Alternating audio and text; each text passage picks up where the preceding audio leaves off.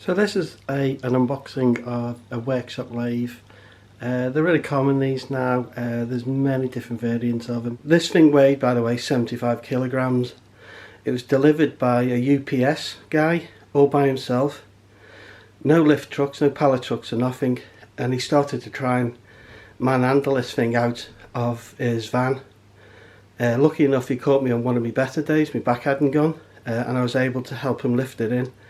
But yeah, when you order these, just get clarity about delivery, okay? Because if you're my age and you are having a bad day, I have various trolleys and things of this, but none of them are going to take 75 kilograms. Right, okay. So genuinely, this is what you get. So you lift the top off. You're left with these. So the only other things that was in there was this was lying there, and these two things were lying loose. Presumably these were there just to keep this sheet in place, because they're obviously not enough. Doing a lot more than that. This thing here, I presume, is the drip tray. So the good news is it gives me a really good template for where the thing's got to go. So the lathe itself, which is the right way up, I thought it wasn't, but it is. It's just held in place by these two pieces of foam. Appears adequate. It looks completely intact at the moment. It does have an ordinary British plug.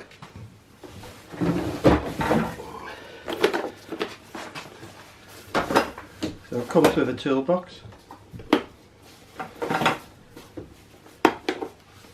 What we've got in there is an oiler. We've got a screwdriver. Excellent. A used screwdriver. And a slightly rusty one. Got two gears. These would be presumably for changing the scroll drive speed. So this thing will cut screw threads. So obviously the pitch of the screw thread changes. So you have to gear that scroll differently.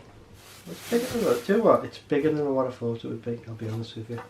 I'll go through it properly when it's out. Right. So it does have two sets of chucks. Right. The reason why it has that is because the ones which are fitted, and I'll show you this when I get it out. That's really bad. When I get it out. And the other thing as well is they should be numbered. There, 1. And the 1 corresponds to the position on the screw. So this is the guard, right? So a couple of things. So it doesn't have a cutout, right?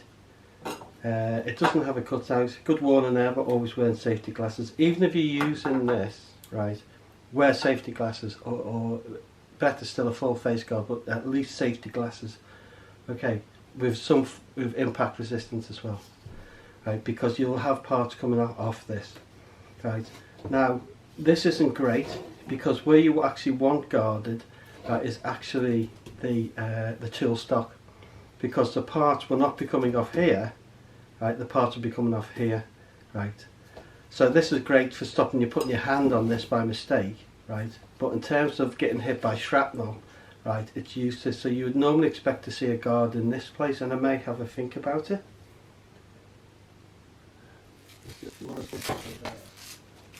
So this is a fixed headstock piece. I don't know what you call it now. I remember it's 30 years since I worked on this stuff, you know. This is fixed. You do get a rolling one, and if I can get a cheap one, I get a rolling one out. And that's simply because I never trusted these things. Never did, all the time. As I'd say, I hated them. So I always use rolling ones. If I can find one, I will. But that's nice. They've done a really good job of that. See that? I like that a lot. I'm hoping to see similar for the bedway. What do you call this thing? This is the cross slide, is it? Well, you guys will know more about this than I do. I think this is called the cross slide. So you hope that this is lockable as well, right? But we'll see. We'll see when we take it out. So at the moment, first impressions, it's okay. Yeah, pretty good. There's that key. Yeah, very nice. Yeah, well thought out. Well done. Yeah, nothing else exciting in there, just some Allen keys. Oh, a whole set of Allen keys. Again, nice, thank you. and let me go and have a think about where I'm going to put it. So there's probably be about a 5-day delay now to the next bit. Okay. So I've removed the chuck just to lighten the load a bit. I'll remove the tailstock as well just to lighten it. This thing here is the drive to the chuck. This will be the motor, and then you can see that the chuck speed governs the speed of that through an idler gear, set of idler gears, the scroll, and that one then governs the pitch of the thread. That there is a speed pickup. How does that pick up? Oh, there it is. So you see the little magnetic piece there. That's what's picking. That's what the speed pickups is reading. So one of the things, you know, it is a metal lathe, so you can get metal parts flying everywhere. If your speed pickup starts to wander, or if you don't have confidence in it, just make sure this is all nice and clean. Okay, because if you get any crap around it, it can make the signal wander off. It's not particularly well made, is it? Like something I've done there. I'll take that off. Somebody can put the hand there. And there, crumbs. Anyway, yeah, I'll do that. So there are 2 bolts holding it into the pallet bottom. I've removed that one. This one's here. It's already nice and loose. Yeah, finger tight. That's what you want to see.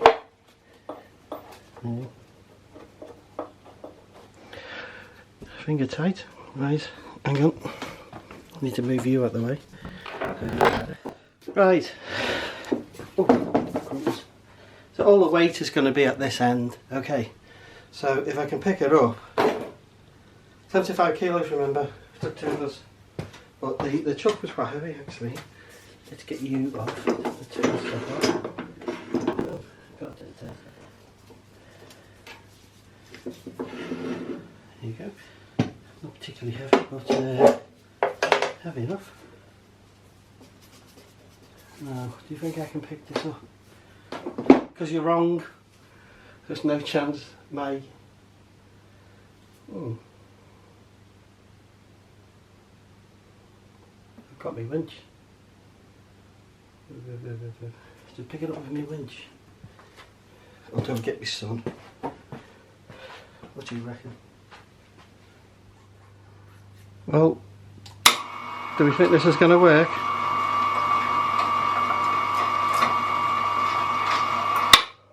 Let's give it a try. Just to be clear, I did use the winch. It took me so many times to sling it. I'll be honest with it, I just gave up videoing it in the end until I got it right, and then when I got it right, I was so happy about it, I just carried on. But I did manage to do some damage. It took one for the team, just this backsplash guard. Other than that, everything's fine. So now I'm just going to attach the bed plate.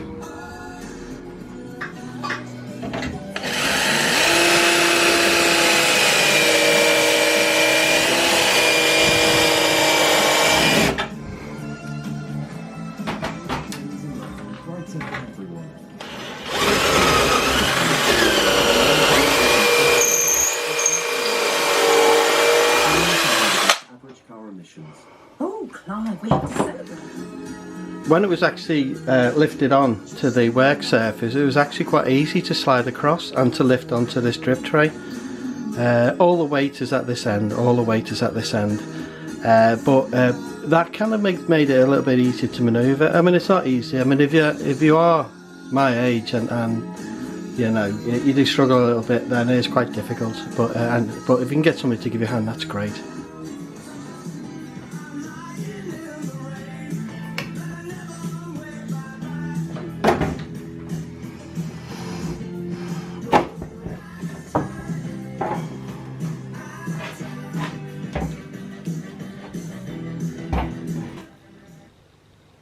I'm going to use the same bolts that came with that mounted it to the pallet, hoping these are about the same size.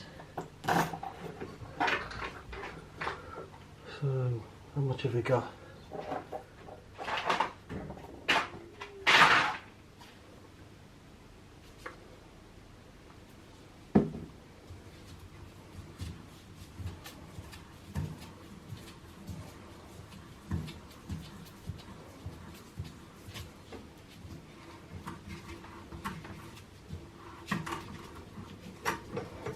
if you're tapping a thread, always remember, go back to cut the swarf off, like that.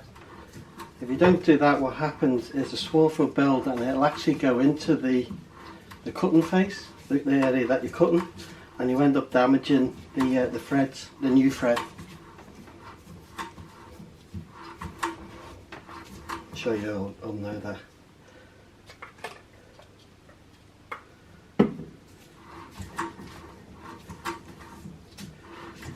Yeah, there's about 10mm to the shank is about 10mm. So this is a bolt, so it has an uncut length. If you have one that's threaded all the way to the end, they're called set bolts. So if you go to order any and you want it fully threaded, you have to ask for set bolts.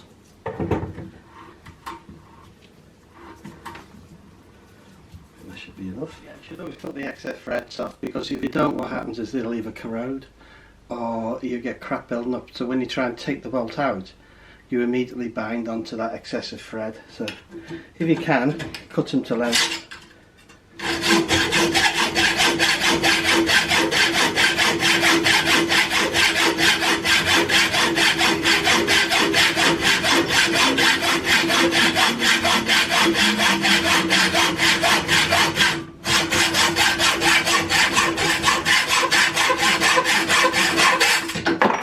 So if you build a bike and you have to use your own bolts, obviously when you cut them, you can, if these are plated or galvanised, then you're obviously exposing ungalvanised, unplated part of the bolt, so that end will corrode. So what you should do is dry fit, get everything right, and then send the bolt off for platers.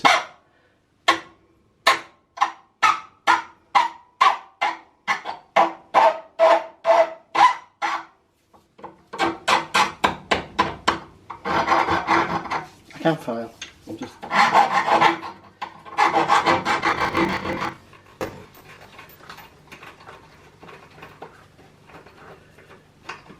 So I'm not going to tighten it because I've got to put the one in the front in.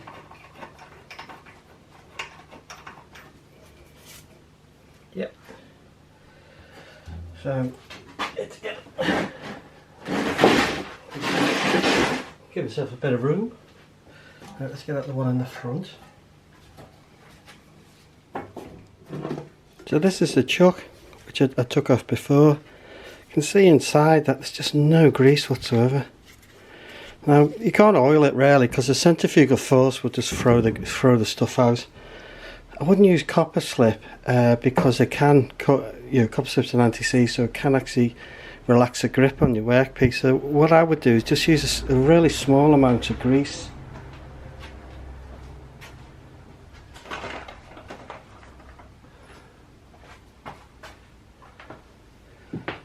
Sorry, if I'm speaking too close to the hair, I do apologise. Keep doing that. Yeah, so just a small amount of grease.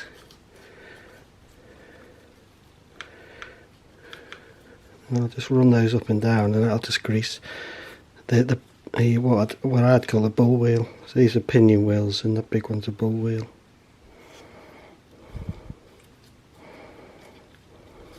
That'll be enough. Yeah, as I say, if you put too much on, all that'll happen is the centrifugal force will just throw this stuff off. So it's a bit pointless, but I'll just show you what I mean by those jaws. So these are the standard set.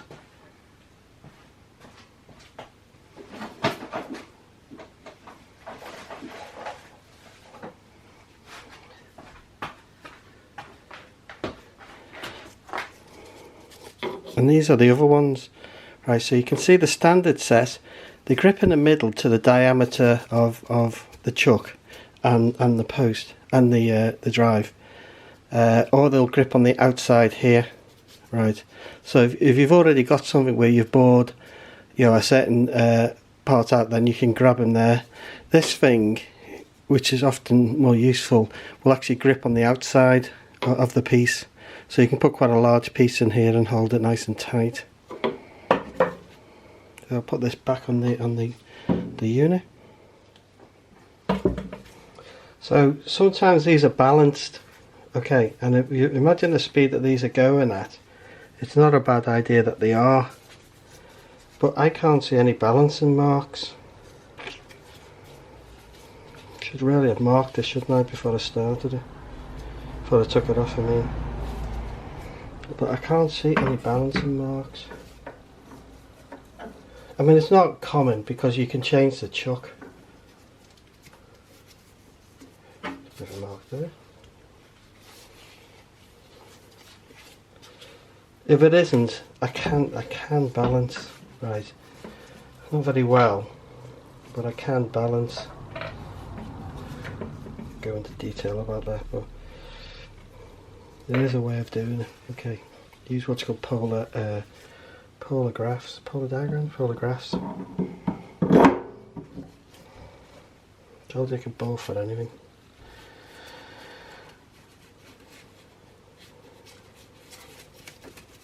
So these obviously have to be nice and tight. I'd avoid putting any lubricant on these as well. You really don't want these coming loose.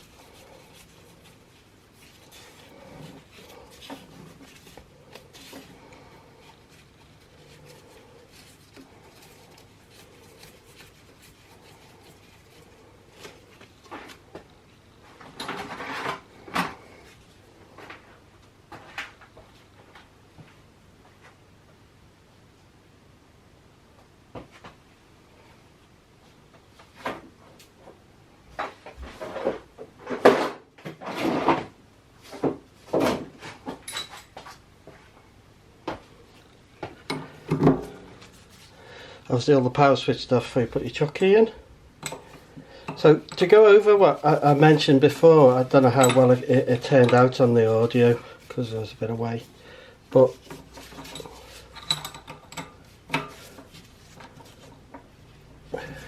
this is a really nice idea.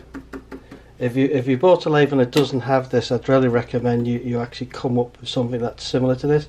What this does is it prevents you from simply going and pressing the start straight away. Right, it's 2 actions to press the start. Now why that's important is because it causes you to think. Right, so if you were like this, if this wasn't here, right, and that was like that, and you couldn't see it, or you didn't think of it, right, you press the start and this thing gets thrown out into you. And I've seen it happen a few times. As I've said, unfortunately nobody got really seriously hurt. But this is a great idea. Well done to the people who built this.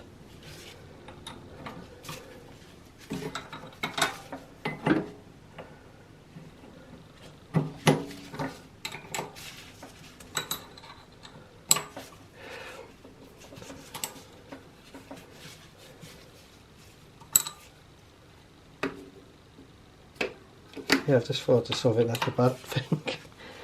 There's no emergency stop. So again, it'd be a two action to actually get the thing stopped. So if you got caught, you'd be in a bit of a mess, wouldn't you? So before I run this in anger, I'm fitting an emergency stop. Yeah, that's pretty stupid. The ideal is a foot pedal.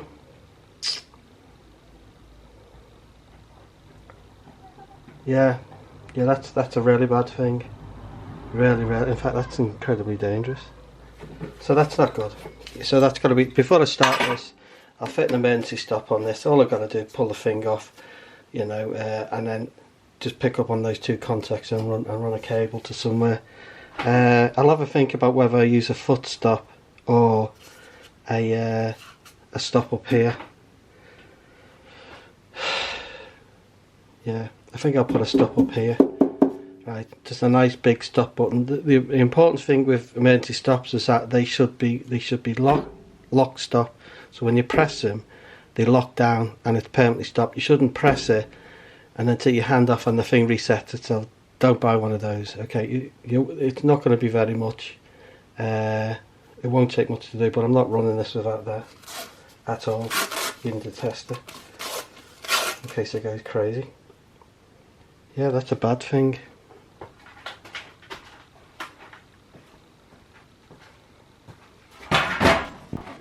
So this scroll here is geared to the chuck. Okay, so you can change how fast this rotates in relation to the chuck, right? And then by using this here, this engages this bed travel to this scroll, so it will move at a set speed in relation to the rotation, and that's how you get your screw thread cutting. So you just have a screw thread tool in the tool post here, right? Just have a screw cutting thing in there, and then this will just move at exactly the right speed to cut that thread. Okay.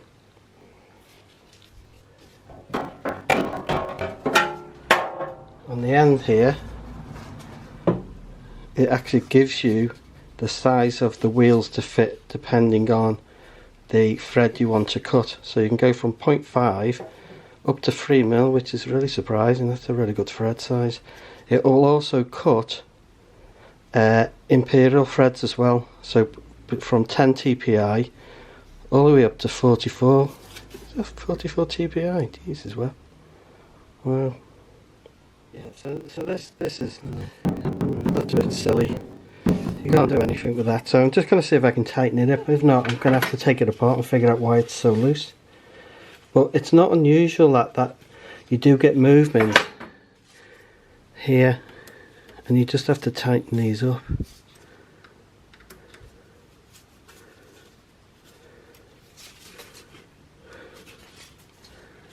And that's perfect. Absolutely perfect. Yeah, great, well done. And you get movement here, but that's nice and tight.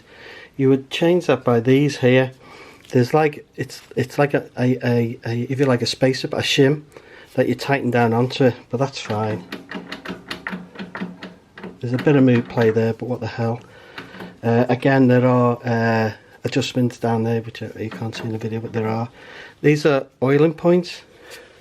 Make sure you oil it. Really keep on top of it. You know, because if you don't, that's good. That worked well.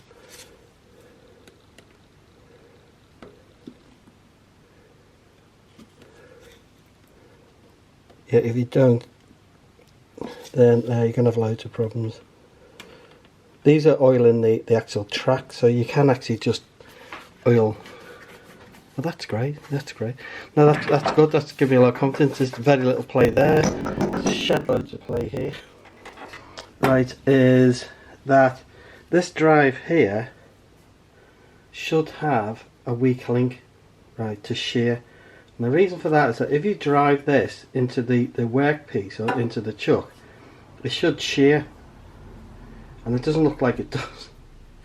So you better be awfully careful, right? That's why you want the emergency stop. Right. Alright, that'll do for now. Let me get the emergency stop and then we'll give it a try.